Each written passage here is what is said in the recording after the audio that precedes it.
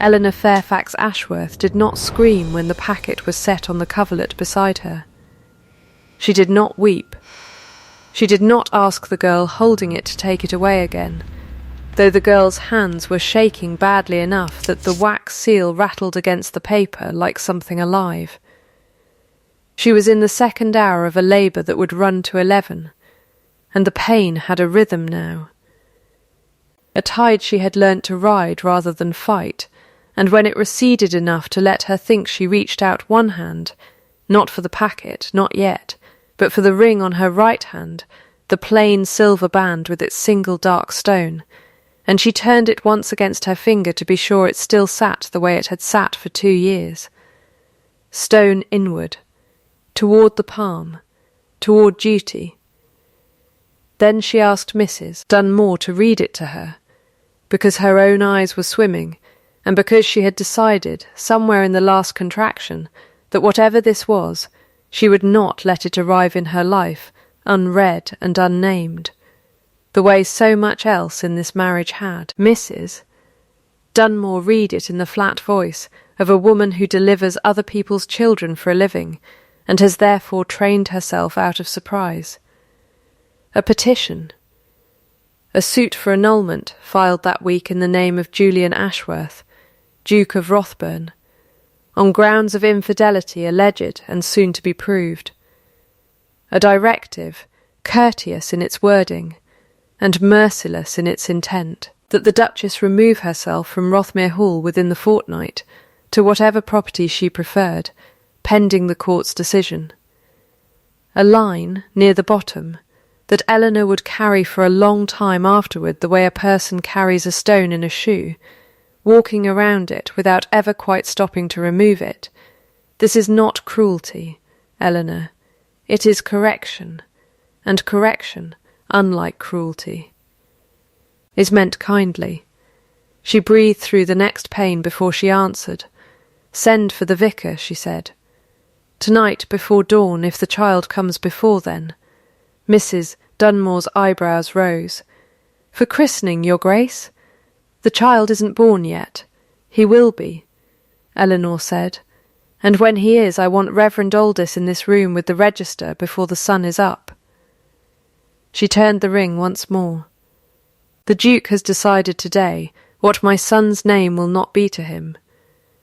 I have decided what it will be to everyone else." By the time the bells of Ashbury rang for evening service the next day, she would have given her son a name no court in England could quietly erase, and she would be gone from Rothmere before her husband's letter of correction had finished drying its ink in whatever London club he had written it from.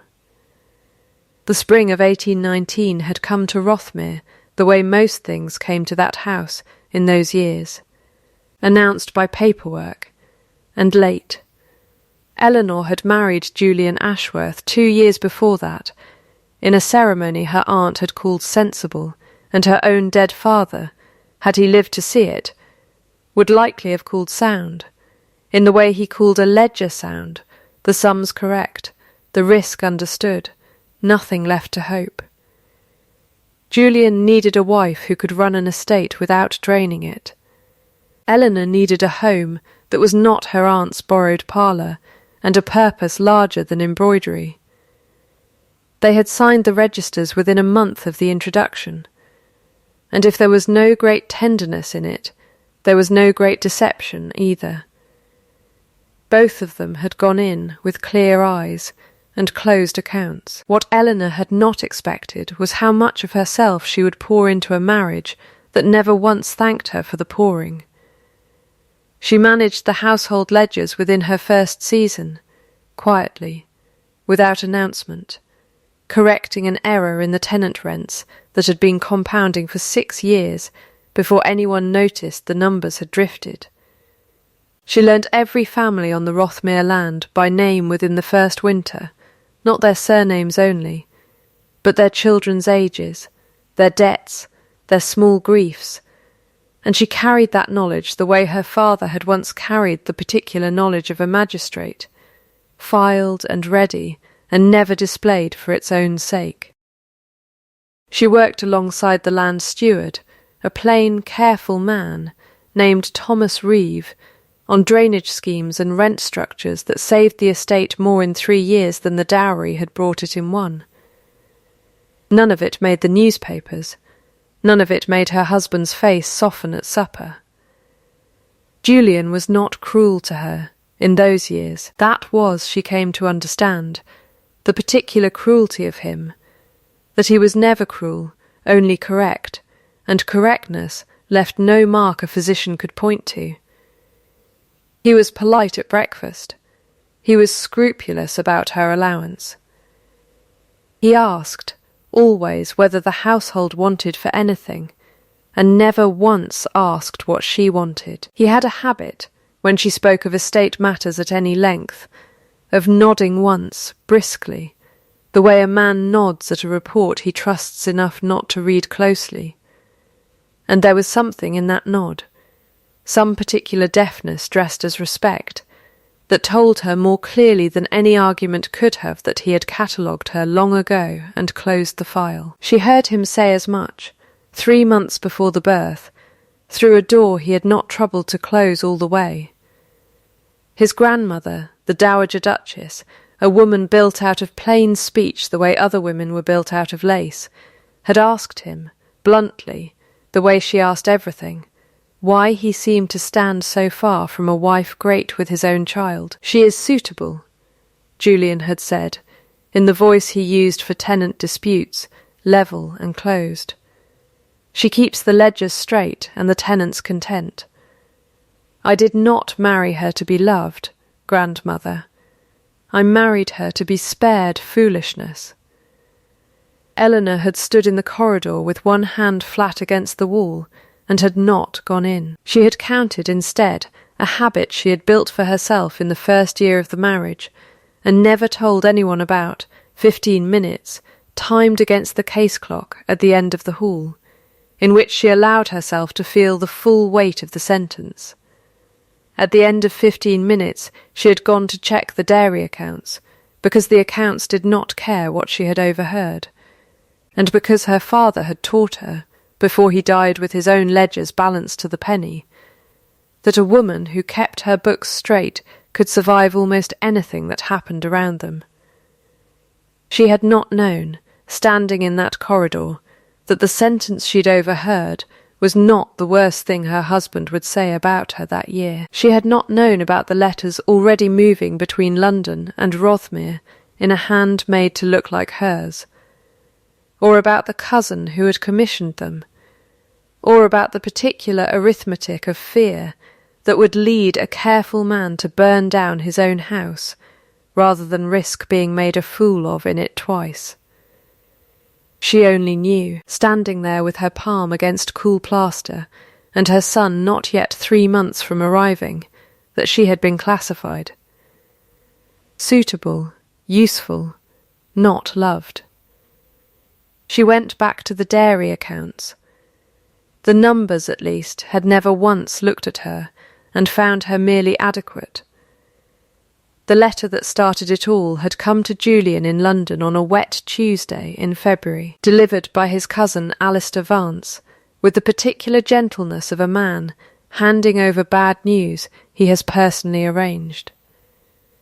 Alistair was next in line for the dukedom should Julian die without an heir, a fact that had never troubled anyone until Eleanor's condition became visible, at which point it had begun to trouble Alistair a very great deal. He was a smooth man, warm in company, generous with his laughter, the sort the county called easy and meant it as praise.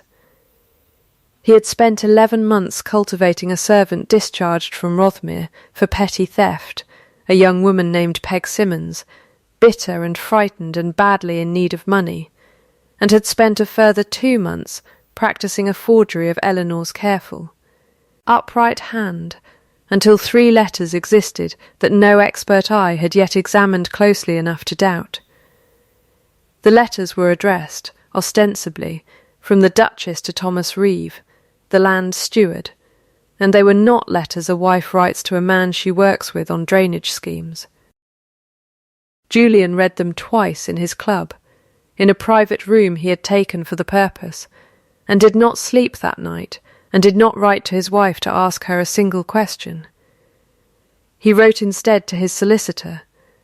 That was the particular stillness of a man doing arithmetic he dislikes and has decided, out of an old and well-worn fear, not to check. Alistair had understood something true about his cousin, which was that a boy abandoned by his mother at 7 years old, raised afterward by a father who taught him that love was a door women walked out of and duty was the only door that stayed shut, would not confront a suspected betrayal.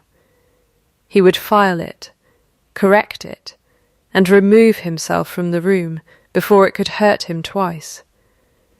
He was right. Julian filed the suit within the week, and drafted the letter himself in the flat, considered language of a man who believes he is behaving well, and sent it by express rider to arrive at Rothmere at the earliest possible date, a date that happened, through no calculation of his and every calculation of the child's own timing, to be the same day his son chose to be born. He did not know that yet. He was in London, closing the account, the way he closed everything.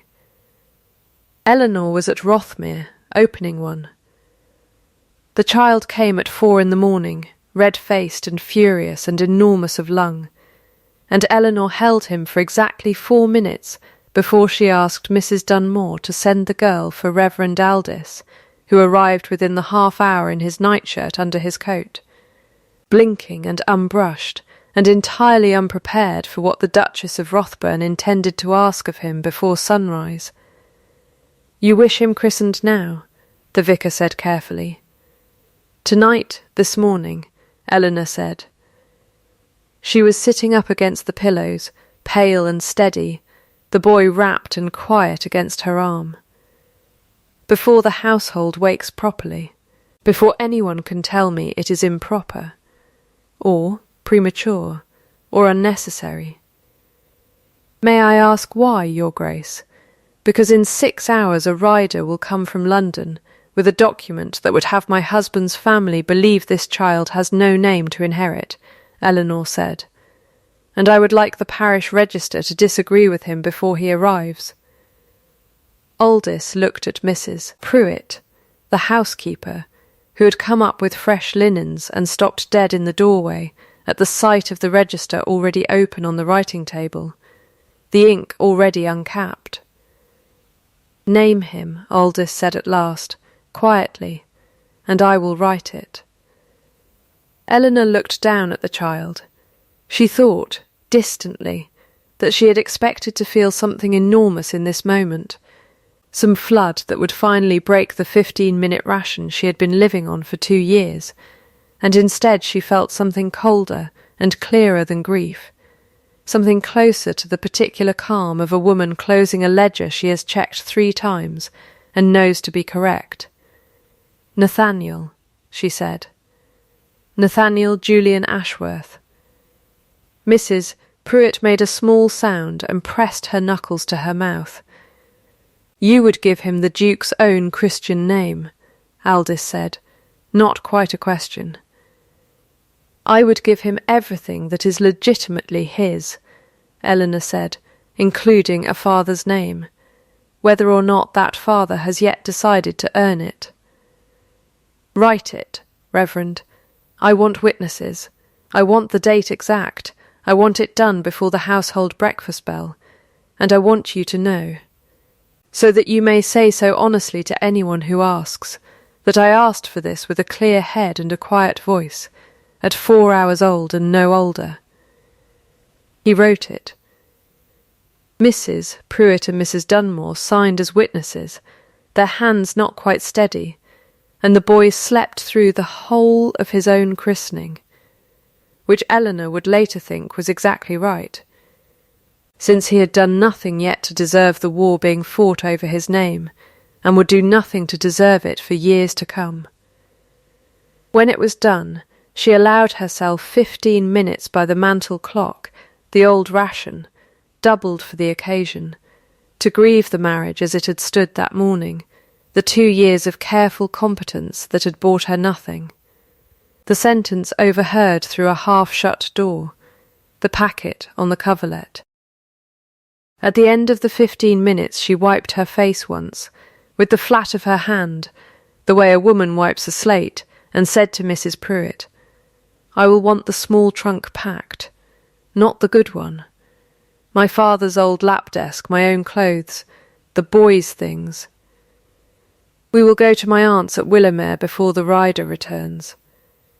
"Your Grace, I have work to do, Mrs. Pruitt," Eleanor said, and there was nothing dramatic in the way she said it. It was the same voice she used for tenant rents. I find that clarifies most things. Willowmere was 11 miles from Rothmere, a low stone house with 40 acres of indifferent pasture and 1 good orchard, left to Eleanor's father by an uncle, and passed, since his death, into the keeping of her aunt Ruth Fairfax, a spinster of sharp opinions and a genuinely kind heart who had not expected, at 51, to become nursemaid to a duchess and a duke's infant son on 4 days' notice. She managed it without complaint, which was, Eleanor thought, within the first week, the particular gift of women who have spent their lives being underestimated. They know exactly how much can be done quietly. The trouble was money, and land gone soft with neglect, and a bailiff who had been cheating the estate in small increments for years because no one had ever checked his figures against the actual yield of the orchard. Eleanor checked them within a fortnight. She sat at her father's old lap desk with Nathaniel asleep in a basket at her feet, and went through 6 years of accounts the way she had once gone through Rothmere's rent ledgers, and found the drift within 3 evenings, and dismissed the bailiff herself, calmly, across her aunt's kitchen table, while the man blustered about a duchess who thought she understood farming. "I understand numbers," Eleanor told him. "Numbers do not care whether I have ever mucked a stall. Yours do not add. Good day." Word of that got round the village of Ashbury faster than she expected. And not kindly at first, a great lady turned out of her husband's house, playing at farming, was exactly the kind of story that improved with retelling. But the orchard yielded better that autumn than it had in 5 years, and the 2 tenant families on Willowmere's land found their rents fairly assessed for the first time in memory. And by harvest the story in the village had changed its shape, without anyone quite noticing the seam.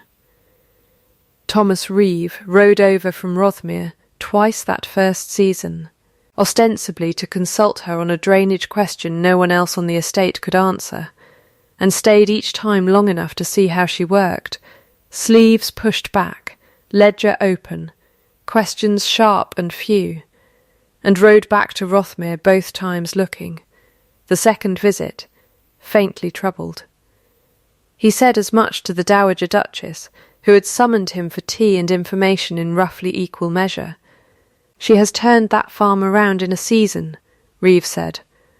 "On her own account, mind, not a shilling from the Duke, and she wouldn't take one if he offered." "He will not offer," the Dowager said, dry as a page turned once too often. "He is too busy being correct. Begging your pardon, your Grace, but he ought to see it, what she's built out there." "He will," the Dowager said, and there was something in the way she said it, patient, certain, faintly grim, that made Reeve understand the old woman had been waiting a long time for her grandson to be wrong about something in a manner he could not correct his way out of. It happened sooner than either of them expected, and not because Julian went looking for the truth. It happened because the truth, once someone finally checked it, had never been difficult to find. The suit had stalled in the ecclesiastical courts through the summer, as such suits do, mired in procedure, and in the stalling Julian had time, more time than a man wants, when the thing he is avoiding is his own certainty, to hear reports. Reeves, carried unwillingly. The dowagers, carried with relish. A note from Reverend Aldis, formally informing His Grace that the child had been christened Nathaniel Julian Ashworth on the morning of his birth, with the date and witnesses recorded, as the law required him to inform the family of any christening within the parish. Julian read that note 4 times. He had expected, if he expected anything, that his wife would give the boy her own name, or no name at all, or wait, some gesture that matched the shape of a woman being wronged. He had not expected her to hand the child, unasked, the very name Julian himself had been trying to strip from him. He found he could not stop thinking about it. That was the particular stillness of a man discovering that his own certainty has developed a crack he cannot see the bottom of. He came to Willamere in September, unannounced, on a grey afternoon that smelled of rain not yet fallen, and found his wife in the orchard with a ledger balanced on a fence rail, and their son, 5 months old now, sturdy and loud, propped in a basket in the grass beside her, gnawing on a wooden spoon, with tremendous seriousness. Eleanor saw him from 30 feet away, and did not startle. She closed the ledger. "Your Grace," she said. "Eleanor," he stood at the gate, hat in his hands, and did not come through it. "I heard about the christening. I imagined you would, eventually. You gave him my name." "I gave him his name," Eleanor said. "It happens to be yours as well. That was not a courtesy to you, Julian, whatever you decide to make of it. It was an itemized fact. He is your son, born within your marriage, before any court had ruled otherwise, and I was not going to let a rumour arrive at his life before the truth did." He was quiet for a moment. Nathaniel dropped the spoon and complained about it loudly, and Eleanor bent, unhurried, to retrieve it, and in the small, ordinary motion of that, a mother picking a spoon up off the grass, while a duke stood frozen at a gate he had not opened, something in Julian's face did something Eleanor had not seen it do in 2 years of marriage. "May I see him?" Julian said. It was not quite a question. "You may open the gate," Eleanor said. "I've never locked it." He came through, slowly, and crouched beside the basket at a careful distance, the way a man approaches something he is afraid of loving. Nathaniel regarded him with the frank suspicion of infants everywhere, and then, entirely without ceremony, seized one of his father's fingers and put it directly in his mouth. Julian went very still. "He does that to everyone," Eleanor said. "It is not an endorsement." "No," Julian said, and something that was almost a laugh moved through his voice and died before it fully arrived. "No, I don't imagine it is." He stayed an hour. He asked stiffly about the orchard, and Eleanor told him plainly what she had found in the old bailiff's books and what she had done about it. And he listened, actually listened, the way he had not listened at Rothmere's supper table in 2 years, without the brisk closing nod, and when he finally rose to go he stood at the gate again, with his hat in his hands, and said, "The suit is not withdrawn." "I did not imagine it was," Eleanor said. "You did not ride 11 miles to withdraw a suit, Julian. Men who mean to withdraw something send a letter. I don't know what I rode here to do. Then I will tell you what I require, since you seem unsure." She came to stand at the gate herself, the ledger under one arm, entirely composed, entirely unhurried. "I do not want an apology tonight. An apology is easy. Any man can be sorry in a doorway with his hat in his hands. I want to know why. And I do not want the why in words only. Words are cheap, Julian, and you have always been a careful spender of everything except them. Show me. Not tonight. Over time. Come back when you have something besides remorse to bring, and I will decide then what I think it is worth." He looked at her for a long moment, and at the boy in the grass, and at the ring on her hand, which she had not stopped wearing, stone still turned inward. "I will come back," he said. "I know," Eleanor said. That was never the question. He turned it in his hand once, the plain silver band she still wore stone inward against her palm, the ring his grandmother had pressed into her fingers the morning of the wedding, with a warning Eleanor had not understood until much later. "It is not a gift from him," the dowager had said then. "It is a judgment on him if he fails you. Wear the stone toward your palm while it is a marriage of duty. You will know, if you ever wear it the other way, that it has become something else. Do not turn it for anyone, Eleanor, until you mean it." Julian did not ask about the ring that afternoon. He rode away instead with the print of his son's grip still faint against his finger, and Eleanor went back to her ledger. And neither of them said the thing that both of them had begun, in that hour, to suspect, that the suit filed in February had been built on paper that would not survive daylight, if anyone troubled to hold it up to it.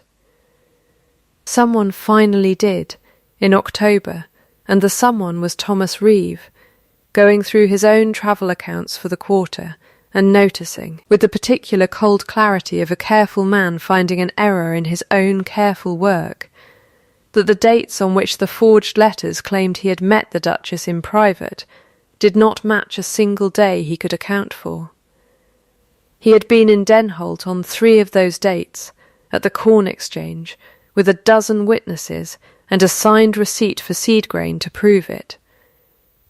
He rode to Willowmere with the receipts in his coat pocket and his hat crushed in his hand from nervous handling. "I don't know what these letters say precisely, Your Grace," he said, laying the dates out on Eleanor's kitchen table like a man laying out evidence at his own trial. "I've not seen them. But whatever they claim happened between us, on these 3 days, it did not happen, because I was 40 miles away buying seed corn, and I can prove it 11 ways." Eleanor looked at the dates for a long time. "Then we will need the letters themselves," she said finally, "and someone who can tell forged ink from honest ink, and I believe I know exactly the man for it." The man was Mr. Kettering, a solicitor in Denholt, with a reputation for precision so exacting that even his enemies trusted his opinion once he'd given it, and Eleanor wrote to him herself, plainly, laying out what she suspected and what she could already prove, and asking him to examine 3 letters that were, at that point, still in the Duke's possession and part of an active suit. Which meant the first document she needed was not evidence at all, but an invitation. She sent it to Julian with no flourish. "I believe the letters you hold are false, and I believe I can show you why, if you will bring them to Denholt and let a disinterested man examine them in both our presence. I am not asking you to trust me.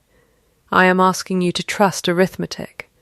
He came within the week, the letters sealed in a leather case, and sat across a table from his wife in Kettering's narrow office, while the solicitor turned the pages toward the window light with a glass in his hand, silent for a long time, in the particular way of a man who has already seen the answer and is checking it a second time out of professional habit rather than doubt. "The hand is a close copy," Kettering said finally, "close enough to fool a man reading in poor light with his mind already made up. It is not close enough to fool ink.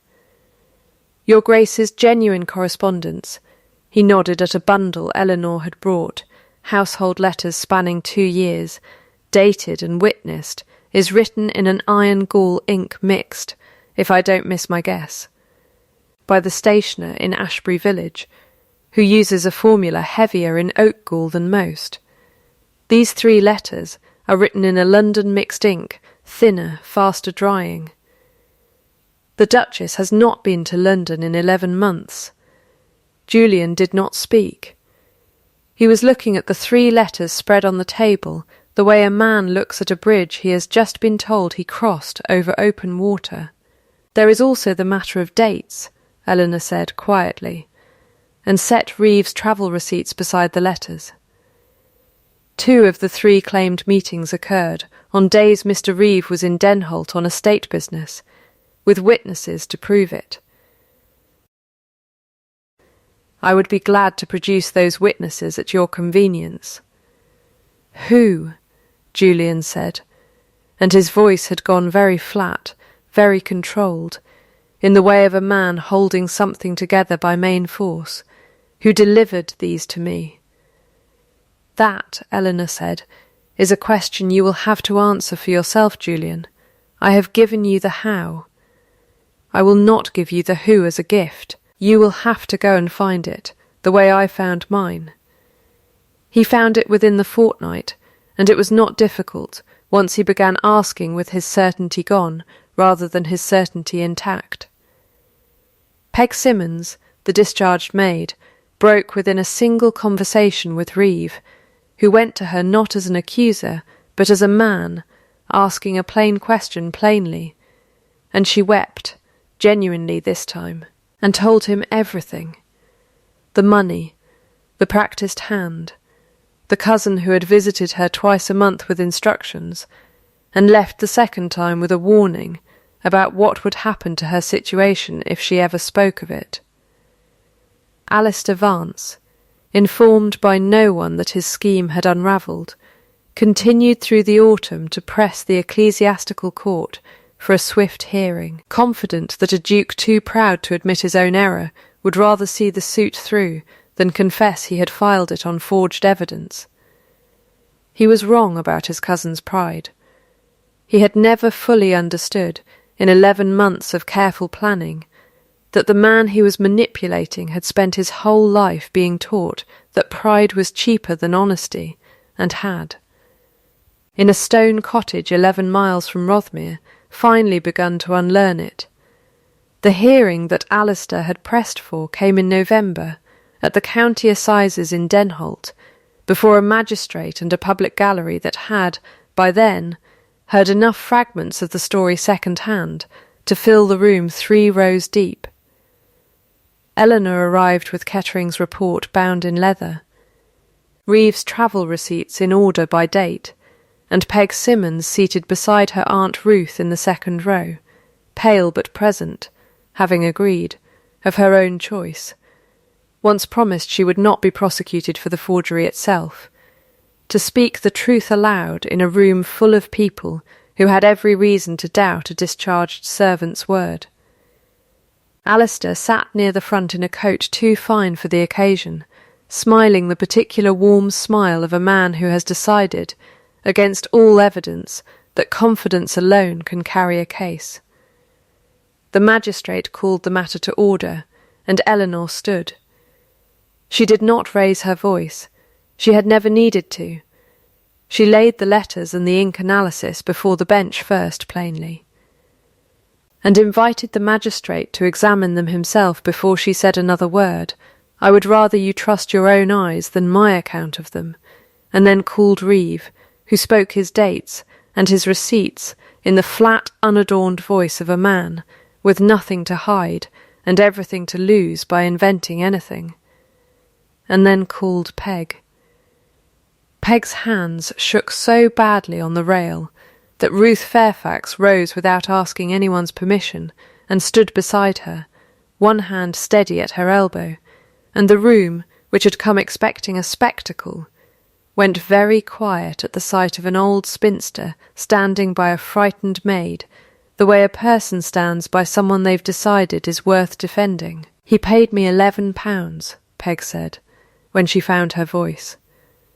"Over 4 visits.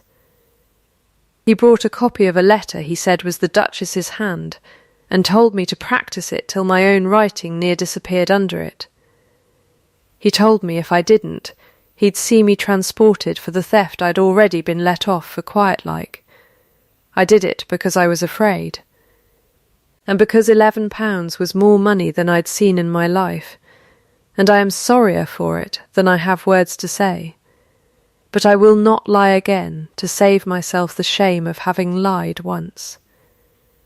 Alistair rose to object, smoothly, warmly, and it was in that rising, in the particular practised calm of a man performing innocence rather than possessing it, that something in the gallery's mood finally, audibly, turned. A murmur went through the room, low and cold, the way a tide turns before anyone has consciously noticed the water has begun to pull back. The magistrate called for the original correspondence Alistair had once sent Peg with instructions, produced by Reeve, who had recovered 2 surviving notes from her lodgings, and set them beside Alistair's own known hand from a letter to the county assessor filed years before. And there was no ink expert needed, in the end, for that comparison. The room could see it plainly enough on its own. Alistair Vance's face, which had held its warm and confident shape through the letters, and through Reeve's dates, and even through Peg's trembling testimony, finally lost it there, in full public view, and something behind his composure visibly went out, like a lamp starved of oil. The magistrate dismissed the suit within the hour, on the grounds that the evidence supporting it was demonstrably fraudulent, and the marriage of Julian Ashworth, Duke of Rothburn, and Eleanor Fairfax Ashworth, Duchess of Rothburn, stood exactly where it had always legally stood, intact, unbroken, whatever else had been broken around it. It was Eleanor who spoke next, before the room could disperse into gossip, asking the magistrate's leave to say one further thing. "I could ask that my husband's cousin be prosecuted for the forgery," she said, "and I believe the evidence would support it fully. I am not going to ask that."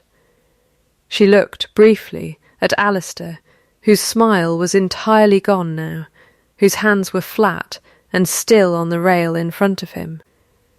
"I have a son who will one day inherit a family name, and I would rather he inherit a family that knows how to be merciful from a position of strength than one that only knows how to punish from a position of fear. Mr. Vance will relinquish any claim to succession he has pressed improperly, and he will remove himself from this county within the month, and he will not, for the rest of his natural life, come within a mile of Rothmere or Willowmere or any child of mine. That is not leniency, Mr. Vance. That is a cost. I would ask you to understand the difference, since you have spent a great deal of effort failing to understand simpler things." The room did not applaud. It was not that sort of room. But the silence that followed had a different weight to it than the silence that had opened the hearing, and Julian, seated near the front, with his hands clasped so tightly the knuckles had gone white, understood that his wife had just done, in 11 minutes, more to restore the family's name than he had managed to do to it harm in 11 months.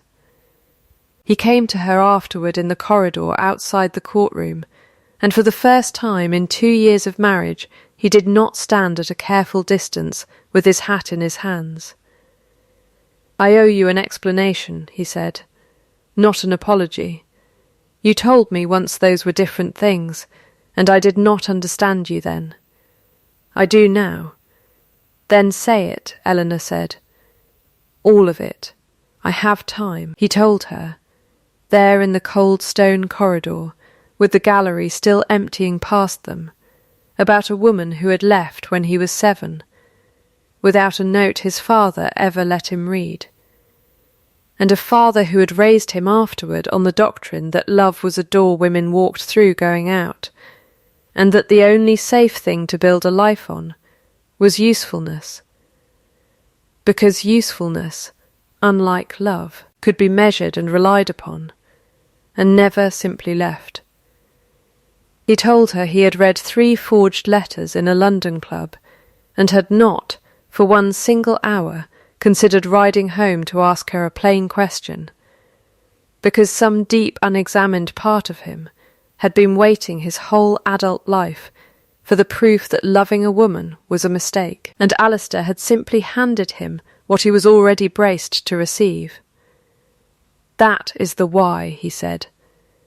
"It does not make it forgivable.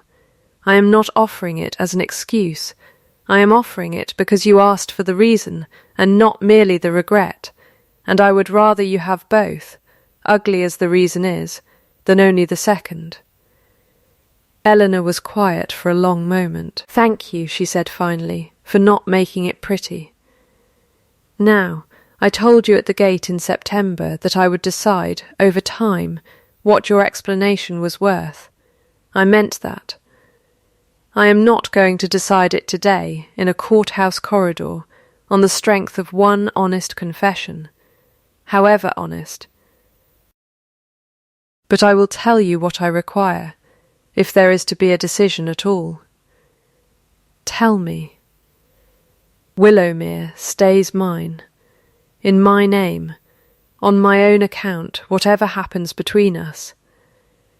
I built something there that belongs to no one's mercy but my own. Nathaniel's guardianship is joint, but I will not be asked, ever again, to explain a decision about my own son to a solicitor before I have explained it to his father directly. My work on the Rothmere accounts, if I choose to return to it, is formalised, named, on the books, not absorbed quietly into a wife's unpaid duties the way it was for 2 years.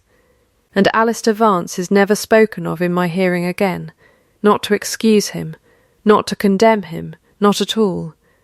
I have finished with him. I will not spend one more sentence of my life on his account. Agreed, Julian said, without hesitation. You did not think about that.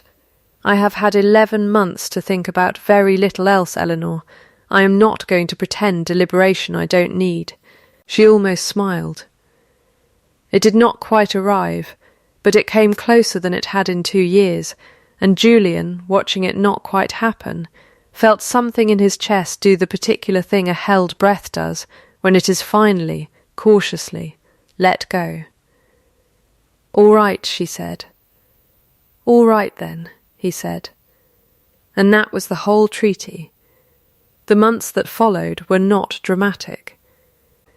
And Eleanor had not expected them to be. Repair, she had learned from her father's ledgers, was never a single grand entry. It was a column of small ones, added up over time until the total meant something. Julian came to Willowmere every week through the winter, then twice a week, and by spring he had taken to riding over, simply to sit in the orchard with Nathaniel on a blanket, while Eleanor worked at her father's lap desk nearby, saying little, learning the particular geography of a child's needs the way he had once learned an estate's, carefully and late, and without complaint about the lateness. He learned which of Nathaniel's cries meant hunger, and which meant simple boredom. He learned to hold a spoon steady enough that it stopped being a target for small, furious fists. None of it was announced. All of it was noticed. He asked her in March whether she would consider returning to Rothmere, and did not press when she said not yet, and did not ask again until she raised it herself in May, on her own timing, which was, she told him plainly, the only timing she intended to operate on from that point forward. There was one relapse, in June, that told her more than a year of good behaviour could have. A tenant dispute came up over a boundary hedge, the sort of small, ordinary friction estates produce constantly, and Julian, out of 2 years of old habit, settled it himself, by letter, without consulting her, the way he had settled everything in the first years of their marriage. Eleanor did not shout about it. She set the letter down on the table between them, later when he rode over, and said, "This is the old pattern, Julian. Decide alone. Inform after. I recognise it, because I have lived inside it for 2 years, and it left marks I am still finding. I am not accusing you of the old cruelty. I am naming the old habit, because habits do not care how sorry a man is, they simply repeat, unless someone names them out loud.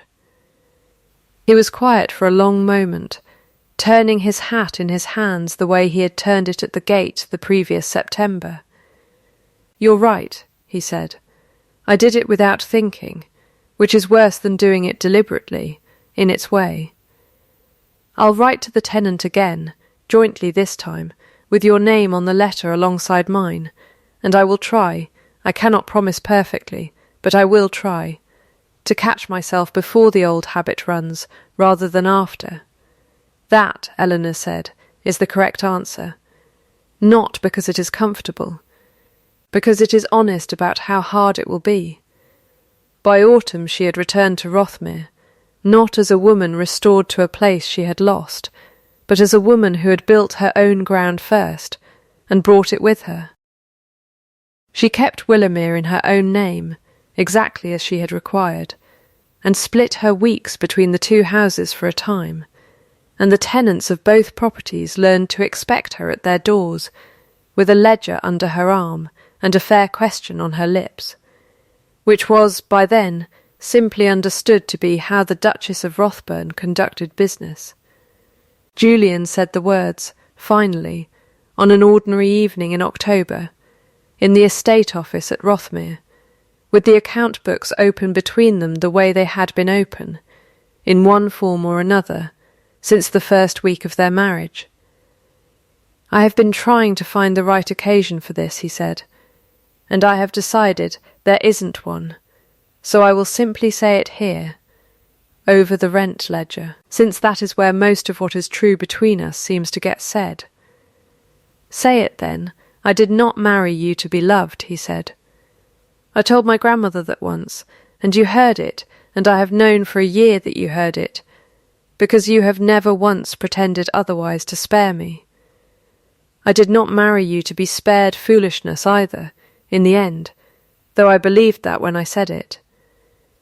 I married you, and then I was the fool, a considerable one, for the better part of a year, and you spared me anyway, when you had every right and every reason not to. I would choose you, Eleanor, not as correction, not as duty. I have been choosing you, in fact, for some time now, in an orchard and a courthouse corridor, and every ordinary Tuesday since. And I find I would like to go on choosing you for a great many more of them if you will let me."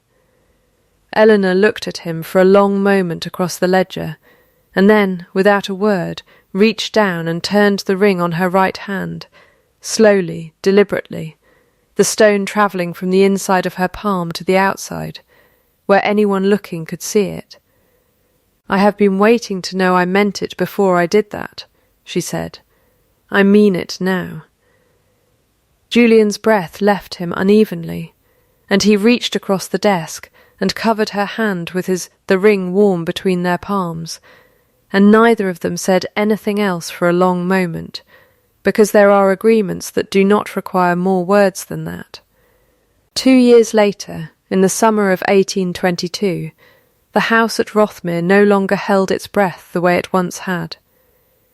Nathaniel, 3 years old and loud in exactly the manner his mother had once been quiet, ran the length of the long gallery with a wooden spoon still, somehow, his favourite implement, while his father chased him half-heartedly and lost on purpose, and the Dowager Duchess watched from her chair by the window with the particular satisfaction of a woman who has waited a long time to be right about someone. Willowmere still stood in Eleanor's name alone, its orchard yielding better every year, its accounts kept, still, in her father's old careful method, the ledger open on a fresh page each January, with the same line written at the top, in her own steady hand.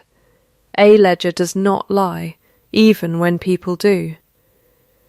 Thomas Reeve managed both estates now, formally, with a salary the equal of any stewards in the county, and a small share in the land besides, because Eleanor had insisted, when the terms were drawn, that a man who had ridden into a courtroom with his own travel receipts to defend a truth that cost him nothing to ignore deserved more than gratitude. She had made it policy, that year, that every tenant and every servant on both properties be paid a fair, published wage, posted openly on the estate room door, where any man could check it against his own pay, and find no discrepancy, not a favour. She told Julian when he asked why she'd bothered to make it public rather than simply fair. But proof. A house that has nothing to hide should never act as though it does. Peg Simmons, given a second chance no one had required Eleanor to give her, kept house now for Ruth Fairfax at Willowmere, and had in 2 years never once been late with a wage or short with the truth. The ring on Eleanor's hand still sat stone outward, and it caught the light, that summer evening, as she stood in the doorway of the long gallery watching her husband lose, on purpose, to a boy with a spoon. She had stopped, somewhere in those 2 years, asking to be seen. She had made herself, instead, impossible to unsee, not by raising her voice, not by demanding it, but by keeping her accounts straight, her word exact, and her composure whole through every season.